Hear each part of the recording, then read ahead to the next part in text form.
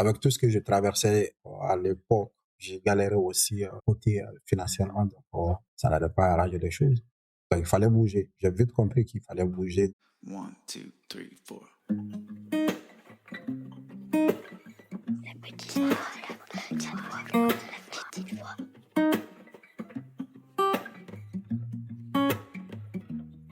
Yeah, your heart is a sun. Est-ce que vous avez déjà écouté votre petite voix?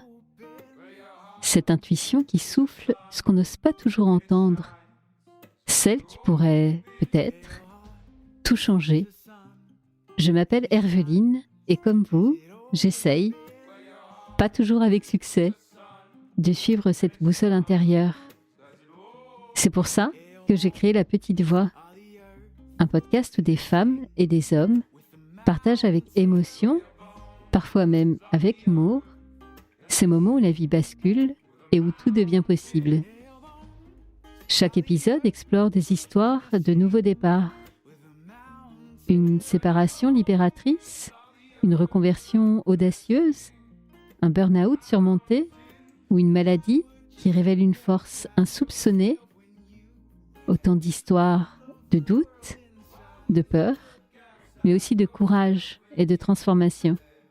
Chaque mardi, je vous invite à découvrir ces conversations intimes, sans filtre, des conversations qui vont nous éclairer, nous inspirer.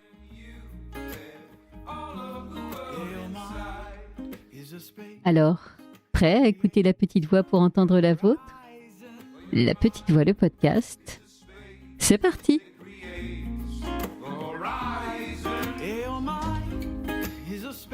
On peut arriver dans un pays avec une valise, un visa touristique et aucune idée de ce qui nous y attend vraiment. Et quelques années plus tard, se retrouver à aider ses pairs. Aujourd'hui, je reçois Oumar.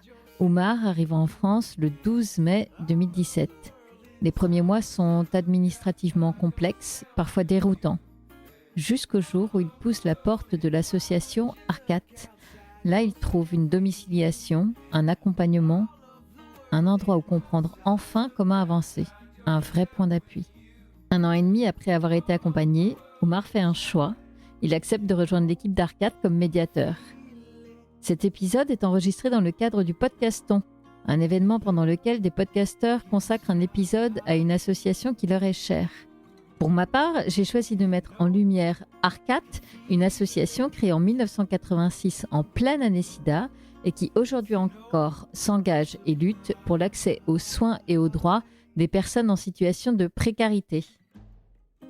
Bienvenue dans un épisode engagé, bienvenue dans cet épisode du Podcaston. Aujourd'hui, avec Oumar, nous allons parler de longues marches dans Paris pour éviter les contrôles, d'une domiciliation qui permet enfin d'exister et de 400 € qu'il a préféré refuser pour donner du sens à sa vie.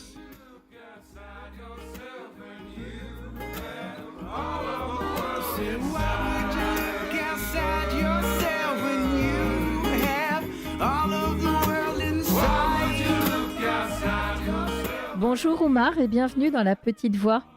Bonjour Evelyne. Je suis très contente de te recevoir. On se parle aujourd'hui dans un contexte particulier puisque cette semaine, c'est le Podcaston. C'est une opération qui nous invite, nous, podcasteurs, à mettre en lumière une association qui nous tient à cœur. Et moi, cette année, je suis très contente de mettre en lumière l'association Arcat. Arcat, on va y revenir. C'est une association qui est née pendant les sombres années SIDA, à la fin des années 80, et qui aujourd'hui défend l'accès aux droits et aux soins pour des personnes qui vivent avec une pathologie chronique type HIV, hépatite, et ou qui sont en situation de précarité. Et donc, on va parler avec toi, Oumar, aujourd'hui parce que tu illustres tellement bien le travail d'Arcat. Tu es médiateur en santé chez Arcat. Ça veut dire que tu reçois des personnes pour les accompagner, mais avant d'être cet homme-là, tu as été celui qui a été accompagné par Arcat et on va y revenir dans notre entretien. Avant de démarrer, je voulais juste te demander comment tu te sens là au moment d'évoquer ton parcours et puis ce que tu fais et vis aujourd'hui chez Arcat. Alors, je tiens juste à préciser à faire une petite précision. Alors, Arcat, comme vous l'avez dit, au départ, accompagnait les personnes qui vivent avec des pathologies chroniques. Mais depuis un certain temps maintenant, Arcad, il a changé un peu d'image. C'est-à-dire que d'un côté, il y a les personnes concernées par des pathologies chroniques, mais de l'autre côté aussi, on a un autre public qu'on fait en sorte pour que ceux-ci ne tombent pas malades. Donc, cette petite précision que je voulais faire avant. Merci pour la précision. Et du coup, la précision en fait, toi, tu te sens comment là pour démarrer cet entretien? Bah, je me sens très bien. Moi, ce que j'aimerais commencer par faire, c'est déjà évoquer ton parcours, Oumar, puisque tu es arrivé en France en 2017. Est-ce que tu peux m'expliquer d'où tu venais et dans quelles circonstances tu es arrivé en France? J'aime bien m'appeler africain. Donc, pourquoi ce terme? Parce que moi, ça me permet voilà, de m'ouvrir à d'autres populations qui ne sont pas forcément d'origine malienne. Et j'ai 35 ans, et donc ça fait 8 ans que je vis en France. Je suis arrivé ici en France plus précisément le 12 mai 2017, et c'est à la suite d'un événement traumatique que j'ai eu, à savoir le décès de ma maman. Donc voilà, je perds le maman, donc elle a fait un AVC, elle est partie brutalement. Donc c'était tellement compliqué pour moi que le choix il était très simple. Soit j'allais rester au Mali à morfondre, ou soit donc j'allais quitter le Mali. J'ai choisi bien sûr voilà de quitter le Mali parce que sachant comment elle était ma maman, donc je savais qu'elle allait pas du tout être contente de là où elle est, voilà, que je reste voilà, à ne pas pouvoir faire mon deuil. Donc c'est comme ça que j'ai opté pour venir en France, et Dieu faisant les choses, voilà, je suis arrivé en France le 12 mai 2017, juste 3 mois après son décès. Donc, du coup, je fais une demande de visa, et ça a été accepté à l'ambassade de la France. Je prends l'avion, j'arrive. Comme je l'ai dit, choqué depuis l'aéroport. C'est vrai que voilà, j'ai un diplôme, mais c'est pas pour autant que tout ce qu'on nous dit voilà, concernant la France ou concernant l'Europe en général, c'est pas pour autant que je suis parti chercher au fond fin. Donc moi, je pensais que venir ici en France, voilà, c'était l'Eldorado, que j'allais, entre guillemets, les feuilles des roues par terre. Et depuis l'aéroport, je vis que voilà, c'était pas ce que je croyais. J'avais pas de la famille, mais des connaissances. Et justement, voilà, la personne qui était censée venir me chercher à l'aéroport me plante. Et ça a été, le choc a commencé depuis là, mais c'est pas pour autant que je me suis laissé faire. Alors, les premiers mois, c'est pas ça, j'ai envie de dire, c'était vraiment très compliqué, très difficile, voilà. À savoir, déjà, même la bouffe, c'était un problème. Et, le pass Navigo, tout ce qui était des transports pour se déplacer aussi, c'était pas ça. Mais voilà, ce qui fait que, après, ça a été, je peux dire que ça a été un atout dans la mesure où, voilà, quand j'avais pas de ticket, et moi, vu comment je suis, donc, ça a été, un moyen de découvrir Paris. Donc, voilà, par la marche à pied, parce que j'avais pas de papier, juste venir avec un visa touristique de 3 semaines. J'avais tellement peur de la police, j'avais tellement peur de me faire choper par les contrôleurs que, voilà, je préférais marcher. Ok, ce que tu es en train de dire, c'est que tu as un visa touristique de 3 semaines. Donc évidemment, il arrive à expiration. Toi, tu es encore en France, donc de manière illégale en fait.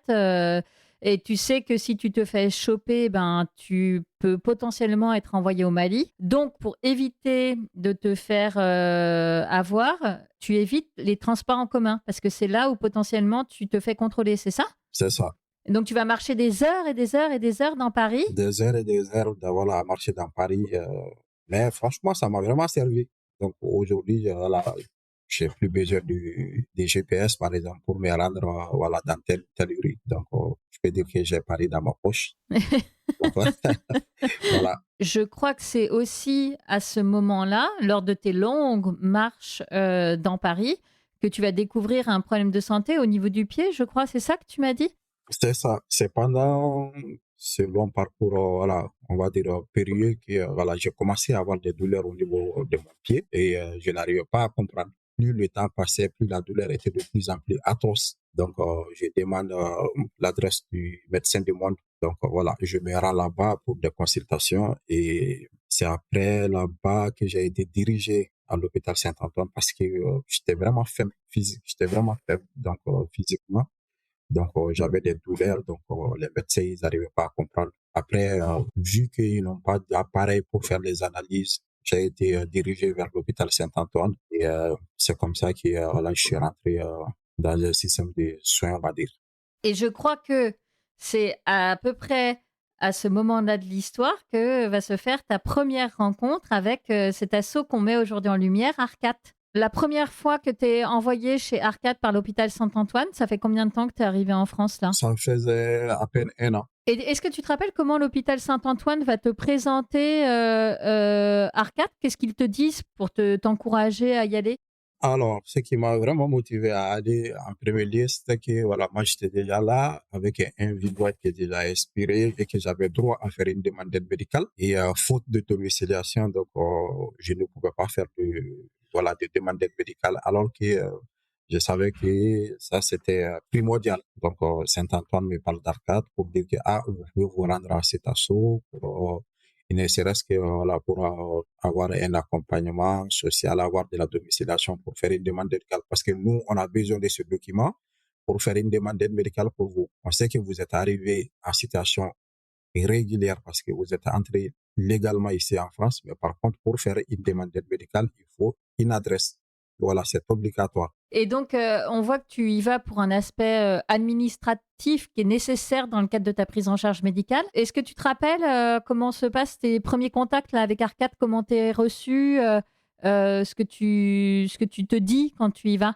Alors moi, j'étais très, très, très, très bien reçu. Et d'ailleurs, voilà, je crois que c'est pas trop pour me lancer de fleurs. Donc, même mes collègues me le disent. Donc, voilà, je suis le chouchou d'Arcade. Je le reste jusqu'à présent. Et d'ailleurs, je tiens à remercier Faustine. Elle n'est plus avec nous aujourd'hui à Arcade. Donc, je tiens vraiment à la remercier pour son accueil inconditionnel. Madame Aurélie Dauphino, donc Marie Vicard, l'adjointe, la directrice d'adjointe d'Arcade de l'époque, et puis Madame Corinne Tayron, qui m'ont vraiment pris d'un coup comme si voilà, j'étais vraiment de la famille. Moi, franchement, je peux dire que j'ai eu l'un des meilleurs accompagnements voilà, qu'une personne peut espérer d'une asso.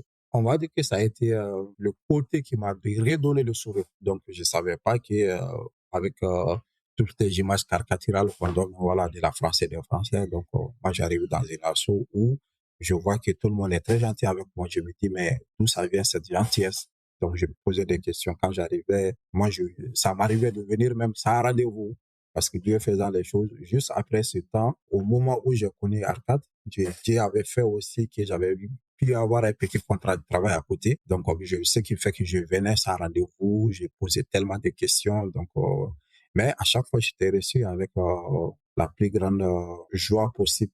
Donc, je sais que voilà, le fil actif, il était important, mais moi, quand j'avais du temps, je venais sans rendez-vous et j'ai toujours été reçu. Et ce que j'entends, c'est que tu as aussi accès à toutes les personnes. Tu évoques la directrice et tout ça. En fait, l'équipe est pas non plus, c'est pas un paquebot immense avec des centaines de personnes. Et du coup, toi, tu peux discuter avec tous les différents salariés qui sont là. Tout le monde est très accessible. Alors, côté directrice, donc ça va être pendant voilà, la proposition du contrat. Voilà, ça arrivait qu'on se croise et puis voilà, qu'elle me demandait souvent comment est-ce que j'allais et tout. Mais le côté où on va vraiment être en contact et puis se parler et puis voilà, qu'elle me chuchote, on va dire un peu, ça va être au moment où elle me propose un contrat.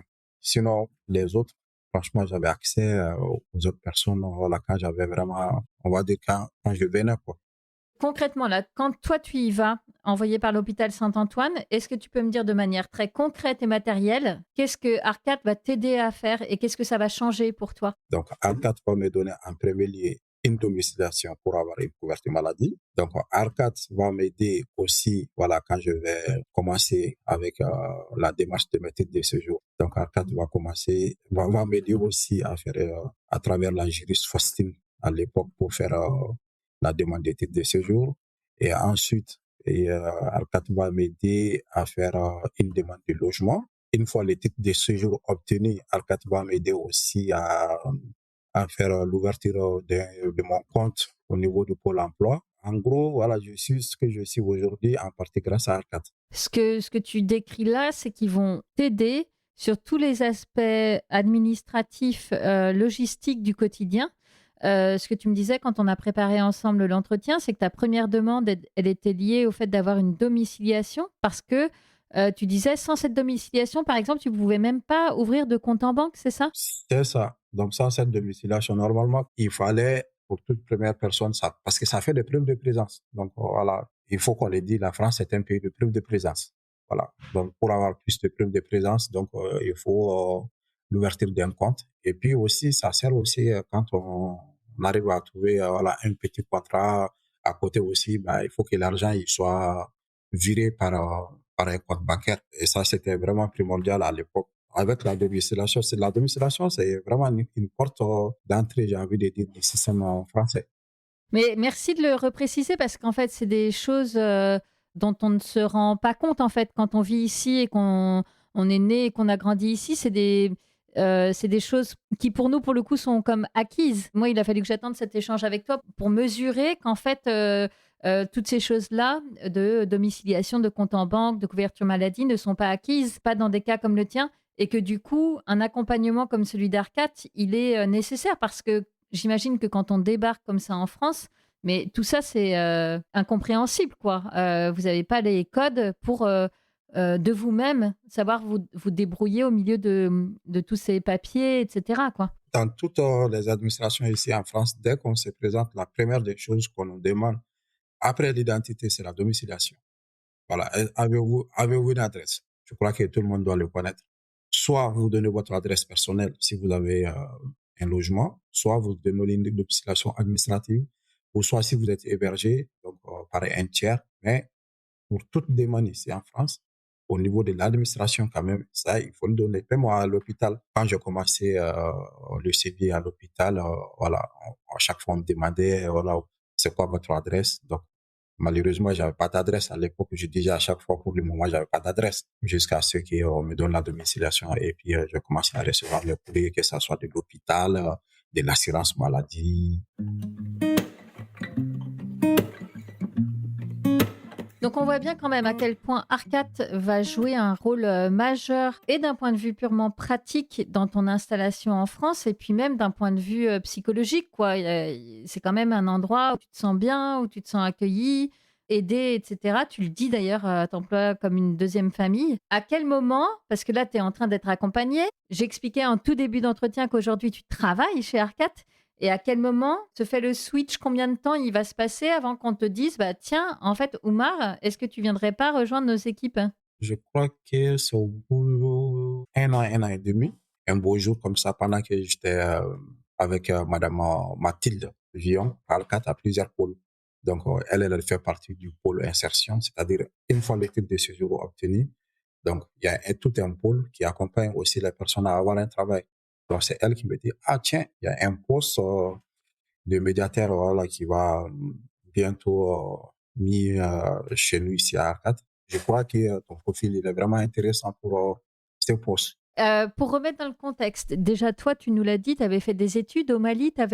C'était quoi ton domaine d'expertise? Alors moi, mon domaine d'expertise, c'est que j'ai une maîtrise en sociologie. J'ai été cadre de mon pays, je le précise, j'ai été cadre de mon pays à l'âge de 21 ans. Mais par contre, pour avoir un travail au Mali, c'est compliqué. Voilà, je sais pas si vous connaissez un peu le Mali, le système, comment ça se passe un peu. Donc nous, on est dit chaque fois pour avoir un emploi au Mali, il faut avoir les bras longs, c'est-à-dire avoir des relations. Et moi, fils d'enseignant, donc voilà, c'était pas possible. Et en France, tu nous dis que tu avais un boulot. Qu'est-ce que tu faisais? Alors, je travaillais au compte d'une société de ménage.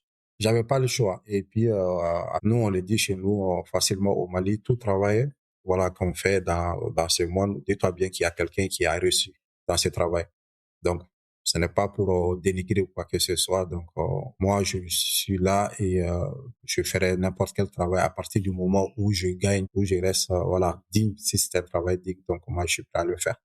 Donc, de toute façon, à l'époque, j'avais pas le choix. Donc, il fallait travailler. Donc, je travaillais dans une société de nettoyage. Donc, ce jour-là, Faustine, elle te dit, écoute, Oumar, il y a un poste de médiateur qui va s'ouvrir chez Arcat et je pense que ça pourrait te convenir. Qu'est-ce que ça te fait à toi, là? Ta première réaction sur le moment, tu te dis quoi quand elle te propose ça, quand elle t'en parle? C'est elle qui me propose ce poste. Donc, j'ai dit, OK.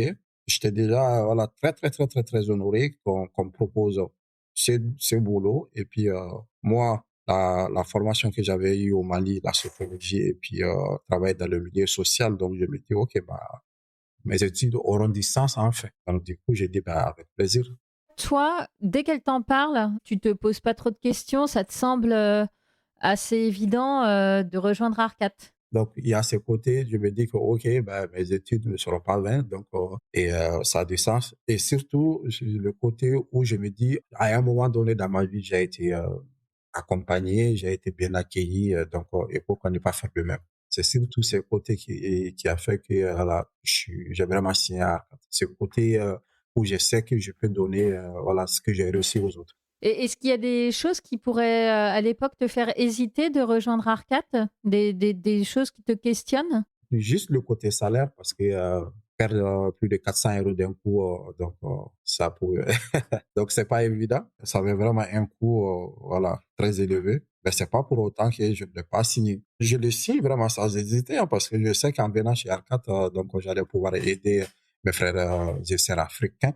Donc moi, j'ai vraiment pas hésité. Donc, à partir du moment où je me dis que ce que je vais faire à Arcat, voilà, c'est plus fort que l'argent, c'est plus grand que l'argent. Donc, il y avait plus rien qui pouvait ne pas me faire signer. Est-ce que tu peux expliquer quel était le contexte du côté d'Arcade? Parce que je crois que le travail qui t'était proposé, c'était pas le remplacement de quelqu'un qui allait partir, mais plutôt la création d'un nouveau poste. En quoi ça consistait? Alors, c'était la création des nouveaux postes. Voilà, c'est ce travail que je continue à faire 6 ans après aujourd'hui. C'était la création d'un tout un pôle, on va dire, donc le pôle médiation, donc le pôle préventif. Comme je l'ai dit, Arcat, au départ, c'était pour les personnes vivant avec des pathologies chroniques. Mais cette fois-ci, il y avait la création d'un pôle où on va vraiment s'occuper, donner de l'information, sensibiliser les populations d'Afrique subsaharienne qui sont en situation de grande vulnérabilité, faire en sorte pour que ces gens ne soient pas malades.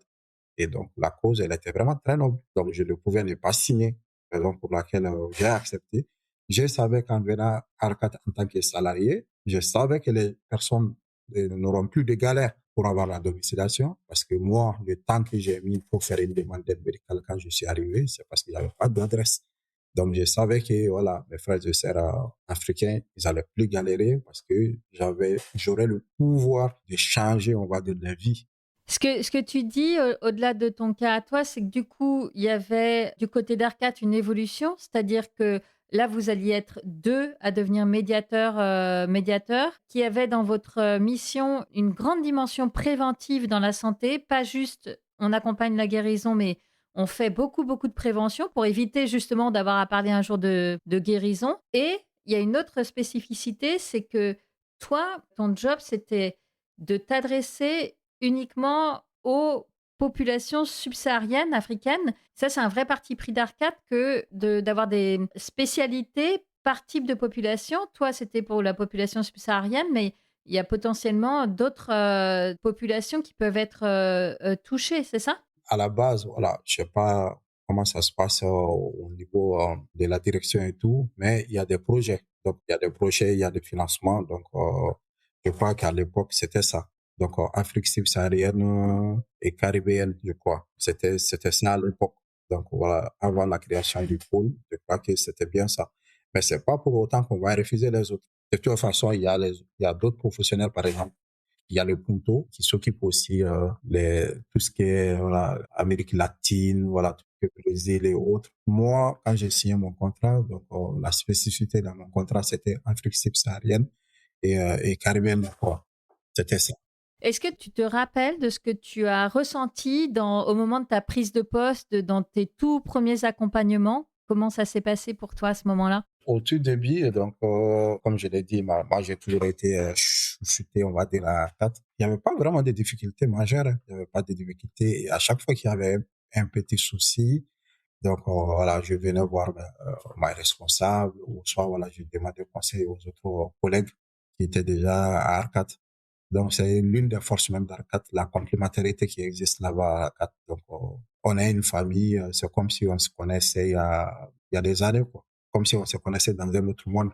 L'exemple parfait, c'est notre accueillant qui est arrivé, je crois, il y a 2 ans. À une semaine quand il était là, donc moi j'avais l'impression qu'on se connaissait il y a plus de 10 ans. Voilà, donc ça c'est l'une de nos forces.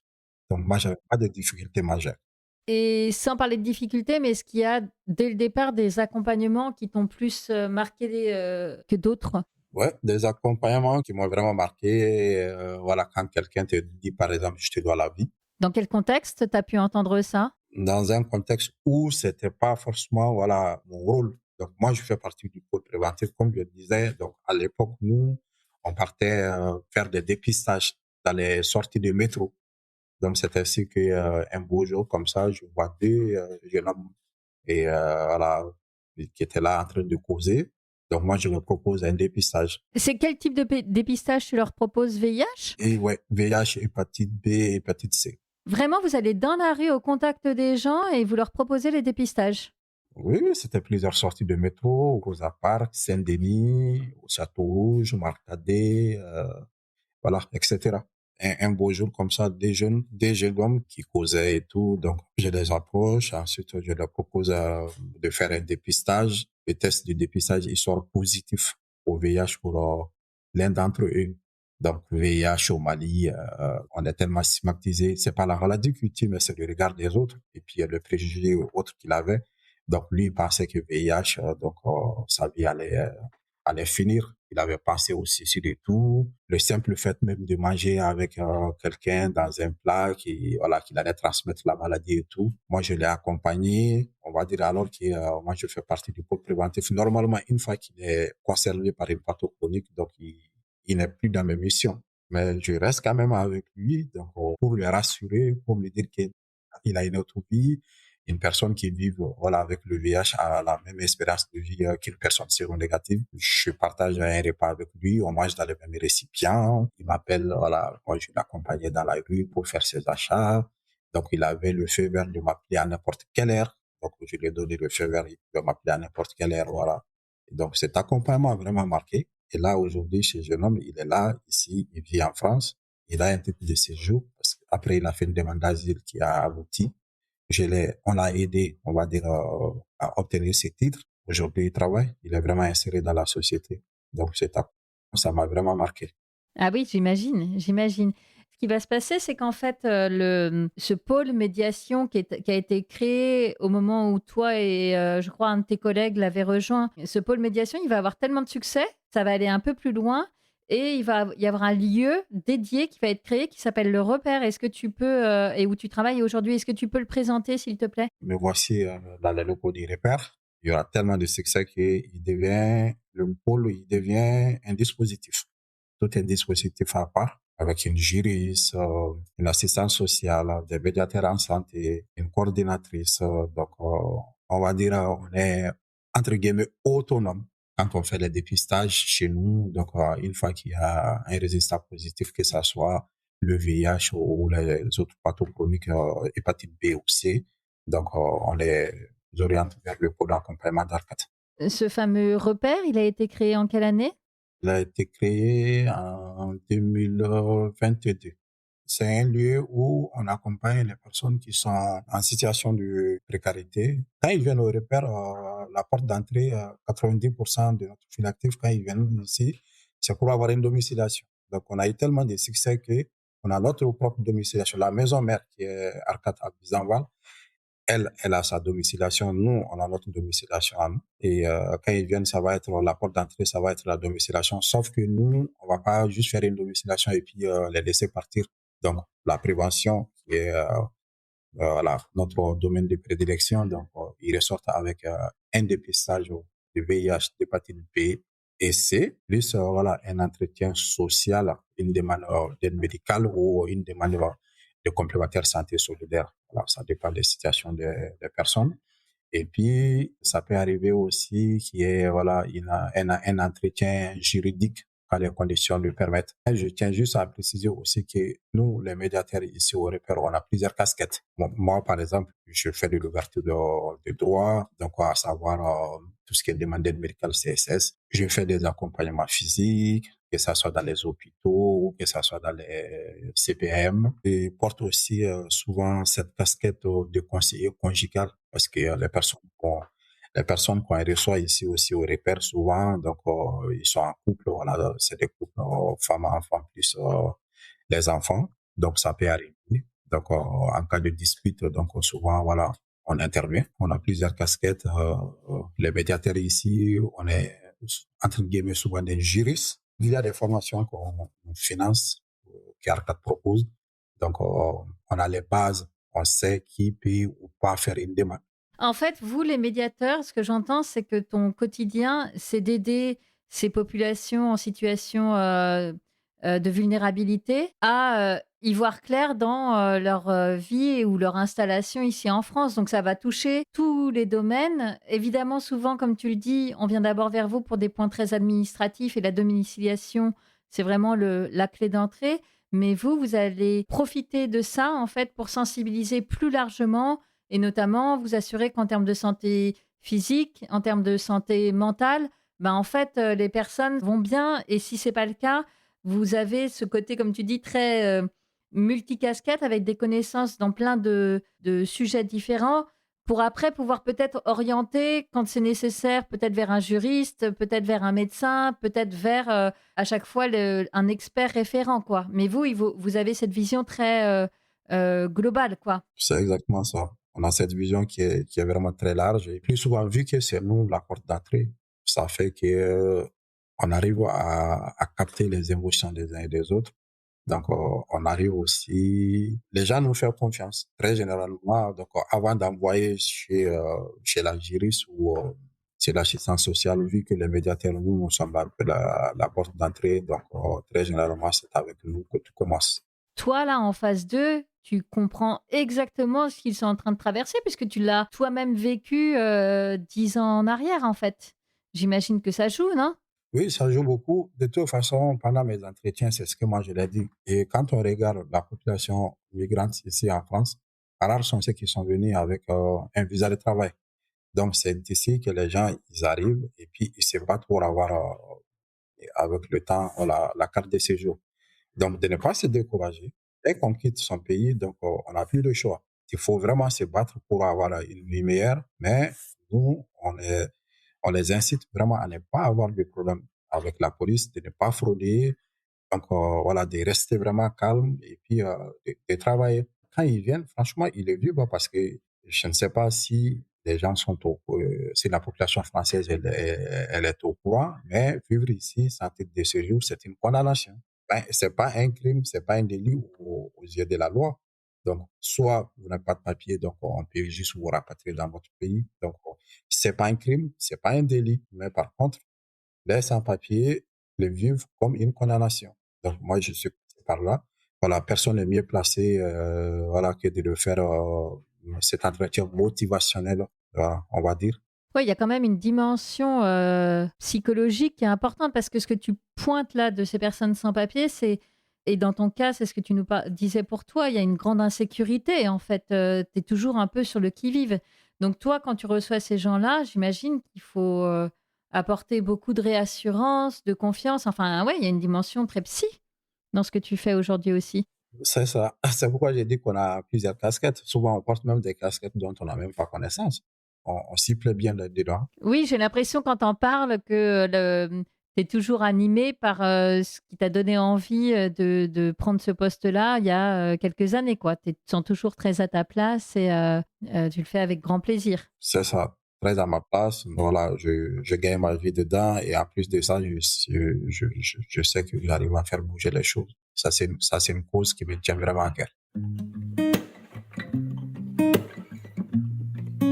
J'ai envie de te demander, qu'est-ce que tu dirais au Oumar qui débarque comme ça en France? C'est quoi, le 12 mai 2017, c'est ça la date? C'est ça, le 12 mai 2017. Qui débarque avec à la fois certainement beaucoup d'espoir et en même temps beaucoup de peur et de questions.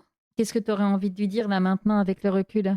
Oui, avec un peu de recul, à cet Oumar, que la vie n'est jamais facile. À cet Oumar de 2017, qui s'est battu et qui, voilà, il est ce qu'il est grâce à lui et grâce à toutes les personnes qui l'ont accompagné. C'est pas parce que j'avais des problèmes de pied, c'est pas pour autant que je suis resté à la maison. J'avais du mal à marcher. Quand je l'ai dit, j'avais du mal à marcher.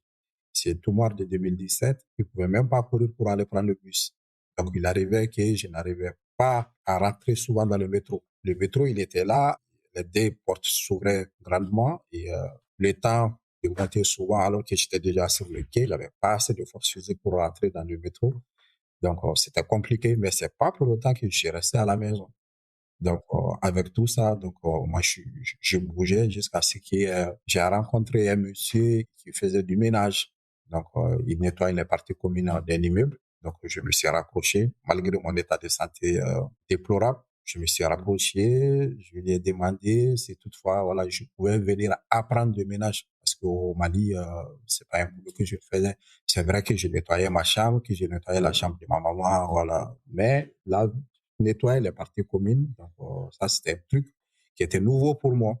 Donc, je me suis rapproché de lui, je lui ai demandé si toutefois c'était possible de venir apprendre le boulot. Donc, il a accepté et c'est ainsi que moi, j'ai eu mon contrat. Donc, j'aurais pu rester à la maison à me morfondre sur mon sort parce que physiquement, ça n'allait pas. Mais c'est Omar, il a pris quand même son courage à deux mains, à bouger et puis il a eu un contrat. Et voilà. Et avec le temps, le contrat, c'est Omar, il a fait des 240 heures de boulot par mois. Donc, plus de, on va dire à peu près 100 heures, près de 100 heures de plus. Voilà, malgré son état de santé, malgré son physique, malgré la perte de poids, mais c'est Omar, il a quand même eu le courage de bouger, on va dire, et de trouver un contrat. Ouais, tu dirais que toi, ce qui t'a sauvé en fait dans la situation, c'est que malgré l'adversité, malgré ton corps qui était faible, et ben le fait de rester en mouvement, c'est ça qui t'a permis d'avancer en fait et de te sortir de la situation dans laquelle tu étais. Avec tout ce que je traversais donc à l'époque, donc si j'ai galéré aussi côté financièrement, donc ça n'allait pas arranger les choses. Donc il fallait bouger. J'ai vite compris qu'il fallait bouger, donc j'ai pu avoir ce contrat. Et après, voilà, avec l'accompagnement d'Arcat, donc ça a été ce que je suis aujourd'hui. Merci Omar, on va passer aux dernières questions de ces entretiens. Ma première question, c'est que je voulais savoir si dans ton parcours à toi, il y a une lecture qui t'a permis d'avancer, qui t'a éclairé, qui t'a aidé. Bah, j'ai toujours aimé lire, je sais pas si vous le connaissez, Amadou Hampâté-Bâ, c'était un écrivain malien. Donc, j'ai toujours aimé lire son livre L'étrange destin de Wandré. C'est un livre qui reflète la société malienne traditionnelle. Donc, ça parle de croyances, ça parle de quête de richesse. C'est un livre qui m'a vraiment toujours inspiré. Et est-ce que tu as un rituel au quotidien qui t'aide à te sentir bien, à te connecter à ta petite voix pour faire référence au titre du podcast? Ça, je le fais tous les matins avant de sortir de la maison. Après, c'est une question de croyance. Donc, moi, je prie tous les jours avant de sortir de la maison que le bon Dieu il fasse que je puisse faire le maximum d'actions possibles, le plus de bien possible, on va dire. À chaque fois que je sors de la maison, je dis, oh Dieu, aide-moi à faire que du bien. Donc, c'est ce que vous me demandez. Donc, c'est ce que je vais faire. C'est ce qui me ressemble. Ensuite, je lui demande aussi de faire en sorte que je ne m'énerve pas. Que tu ne t'énerves pas? C'est ça. Au cas où ça arrivait que j'arrive à me contrôler. Tu sais que tu as tendance à vite te mettre en colère, c'est ça? Non, c'est pas que je me mets en colère. Donc, c'est juste que, voilà, ça peut arriver qu'on se met en colère pour X ou Y raison. Donc, ça peut arriver. S'énerver, c'est pas grave. Moi, j'ai envie de dire, mais c'est le pas, voilà, c'est humain, c'est le fait de ne pas arriver à se contenir, c'est le fait de ne pas arriver à se contenir qui est grave. Pour terminer, est-ce que toi, Oumar, tu es heureux aujourd'hui? Je peux dire que je suis heureux, mais je le dis pourquoi? Parce que c'est pendant mes lectures que j'ai vu ça quelque part, que le rire faisait du bien à la santé. Donc, à partir du moment où j'ai vu que, voilà, c'est bien pour la santé qu'on soit heureux, donc je me suis dit, OK, bah, à quoi bon d'être malheureux? Donc, je me mets en tête que je suis bien et quand je me mets en tête quelque chose, donc, je le fais, je le réalise. Donc, au jour d'aujourd'hui, je peux dire que je suis heureux. Heureux parce que je fais un travail qui est vraiment gratifiant. Donc, j'arrive à faire bouger les choses parce que je suis l'espoir de ma famille. Heureux parce que j'ai des projets et je me dis que voilà, je vais les réaliser. Et j'ai pas droit à l'échec, on va dire.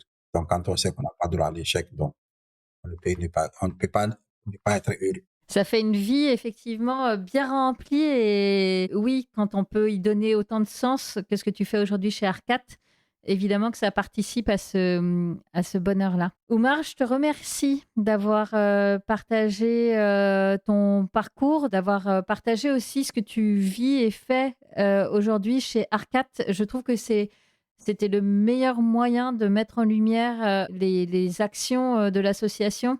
À travers ton parcours, tout est dit. Et on voit aussi à quel point ce que fait Arcat aujourd'hui est vraiment nécessaire. Donc, je te remercie du fond du cœur, Omar. Merci beaucoup. Ouais, c'est moi qui te remercie. Et puis, à tes auditeurs et auditrices d'aller faire un tour sur notre site internet d'Arcade, à nous soutenir. Merci de le faire, Oumar. Évidemment, si on met en lumière Arcade, c'est aussi pour que l'on puisse vous appeler à soutenir l'association.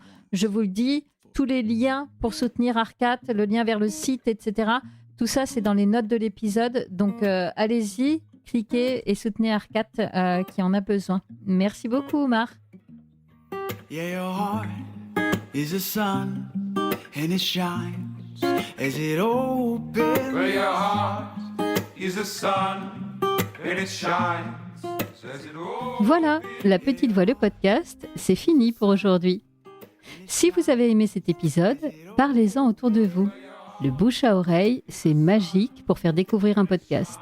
Alors envoyez le lien de cet épisode à vos amis et vous verrez, ils vous remercieront. Et d'ailleurs, si vous voulez être sûr de ne rater aucun épisode, avouez que ce serait dommage, abonnez-vous à La Petite Voix sur votre plateforme d'écoute, Apple Podcast, Spotify, YouTube ou autre. Profitez-en d'ailleurs pour m'y encourager avec des étoiles, des bonnes notes et des commentaires. Non seulement ça fait plaisir, mais ça aide vraiment à faire découvrir le podcast à d'autres auditeurs. Je partage aussi les coulisses du podcast sur Instagram et Facebook. Et mieux encore, abonnez-vous à ma newsletter sur mon site, lapetitevoix.co. C'est là que j'ose vous raconter tout ce que je ne dis pas ailleurs. Ça fait beaucoup d'infos, je sais, c'est pour cela que j'ai mis tous les liens dans les notes de cet épisode. Allez, je vous donne rendez-vous mardi prochain. D'ici là, portez-vous bien et soyez heureux. Your horizon. Well, your mind is a space that creates the horizon. Your mind is a space that creates.